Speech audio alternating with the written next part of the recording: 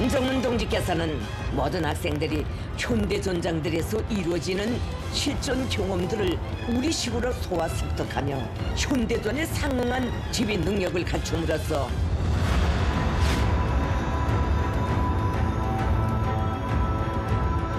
다림이 밖에서 어린애들 중사가 간다. 요즘 나가고 있다. 오늘 둘 부산강에서 지금 우리 용지랑 여기서 처치하는 중이다.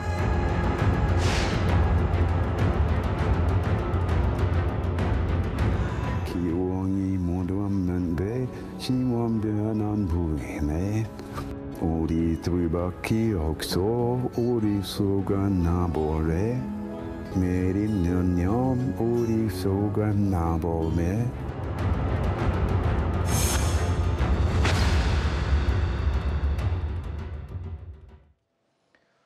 영상으로 저희가 잠시 보여드렸습니다만 북한의 김정은 국무위원장이 연이어 군사학교를 이틀째 찾아갔습니다. 현대전 실전 경험을 습득해야 한다. 이런 부분을 강조했다고 하는데요.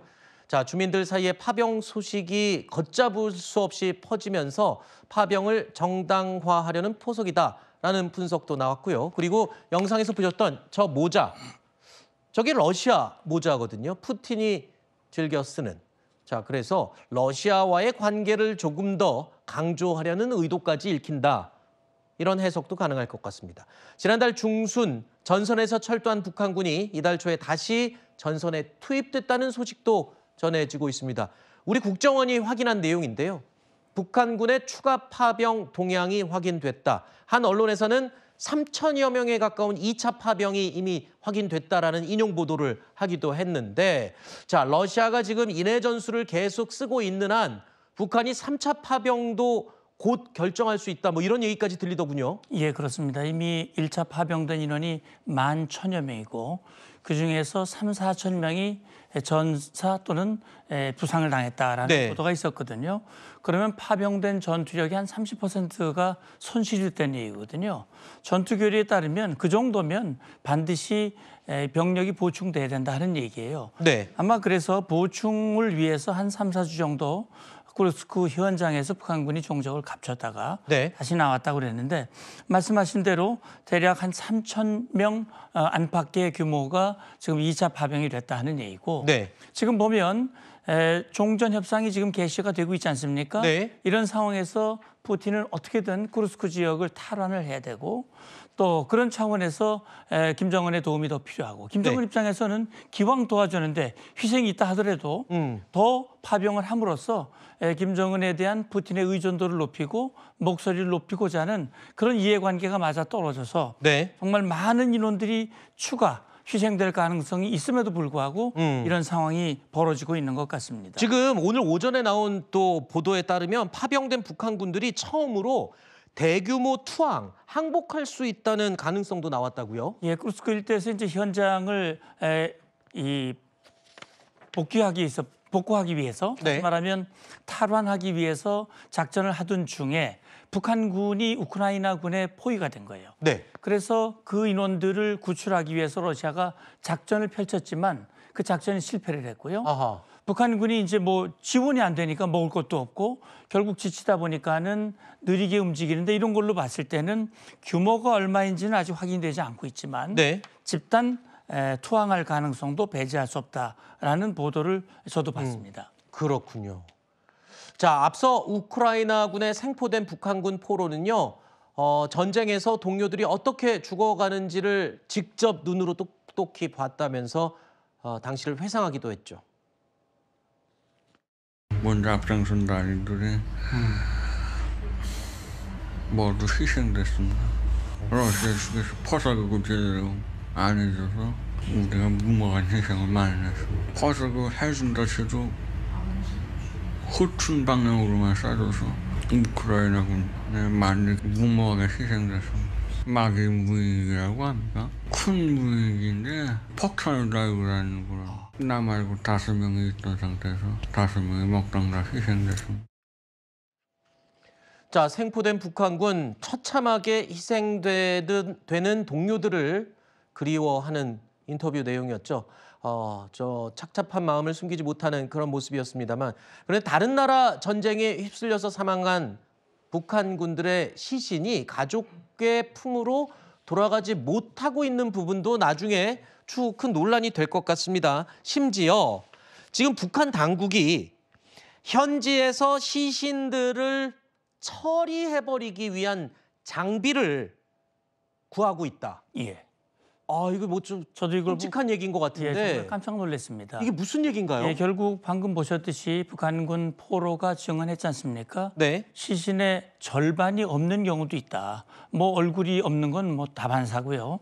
자, 그러다 보니까 이 시신들이 만약에 북한 국내로 소환이 될 경우 북한 주민들의 동요가 불보듯 뻔하거든요. 네. 결국 파병 사실도 숨겨왔던 김정은이 이 시신들이 송환될 경우 체제를 근본적으로 흔들리는 그런 요인이 될 수 있다라고 하는 우려 때문에 시신을 받는 것을 거부한다는 거 아닙니까? 네. 그렇게 해서 유럽에서 이 빙장이라는 방법이 있는 모양이에요. 그래서 급속 냉동을 지켜서 이걸 가루로 분쇄하는 데인데 이건 상상할 수도 없는 정말 비인도주의적인 이런 조치거든요. 그렇죠. 김정은은 아마 두고두고 북한 주민들 국제사회로부터 지탄받는 대상이 될 겁니다. 알겠습니다.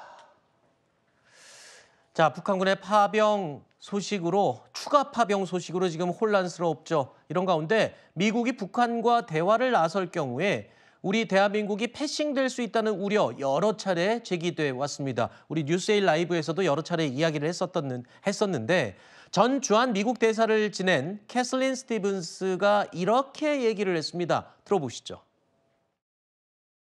Russia and the United States go forward without the participation of Ukraine. And I don't know how much that's resonating in Korea, but they do wonder about the possibility that a Trump administration might find a way to dialogue somewhere down the line that doesn't have South Korea at the table. And I'm sure that the anxiety will be quite high about whether or not there's soul passing. It will depend. I mean, not only on who is in the administration doing Asia policy, but also even more the kind of relationship that President Trump himself develops or doesn't develop with South Korea's president. 자, 트럼프 행정부에서 한반도 문제를 담당하는 케빈 킴 미 국무부 차관보. 한국이 패싱될 가능성을 묻자 절대 그럴 일이 없다라면서 단호하게 선을 그었다라는 보도 내용도 지금 나오고 있는데 믿어도 되는 건가요? 아까도 지금 들어보면 조건이 달려 있어요. 네. 트럼프와 우리 대통령의 관계를 언급하면서 그건 조건이잖아요. 그렇죠. 관계에 따라서 달라질 수 있다는 거 아니에요? 네, 그렇습니다. 그러니까 일단 패싱 가능성에 대한 불안을 제기를 했고 그러나 그 패싱 가능성은 누가 이 문제를 담당할 것인가 담당자 그다음에 이제 양 정상 간의 관계를 얘기를 했는데 아마 그걸 미국 정부도 의식한 것 같아요. 네. 케빈 킴 이 부차관보가 코리아 패싱은 절대 없다. 그러면서 한 얘기가 뭐냐면 한국에 대한 기대치가 높다는 얘기거든요.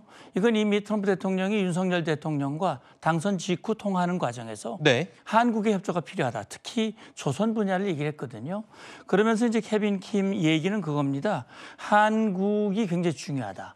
그리고 미 조야에서 한국에 대한 기대치가 매우 높다라고 하는 것은 지금 미 행정부에서는 한국과의 동맹 관계가 결국 미국이 가장 중점적으로 추진하는 인도태평양 전략의 핵심이기 때문에 한국과의 관계, 패싱하는 일은 없을 것이라는 얘기를 하고 있지만 그러나 지금 우크라이나에서 벌어지고 있는 러시아와 이 미국과의 종전 협상을 보면 그럴 가능성을 전혀 배제할 수는 없는 것이기 때문에 우리는 그럴 가능성에 대비한 그런 소통과 공조, 대비가 필요하다고 봅니다. 네. 지금 뭐 트럼프 대통령의 입에서 뭐 보장할 만한 말이 나오기 전에는 정 믿을 수가 없는 것 같습니다. 워낙 미국 이익 우선주의로 지금 돌진을 하고 있는 상황이기 때문에 자, 이 부분 더 지켜보도록 하겠습니다.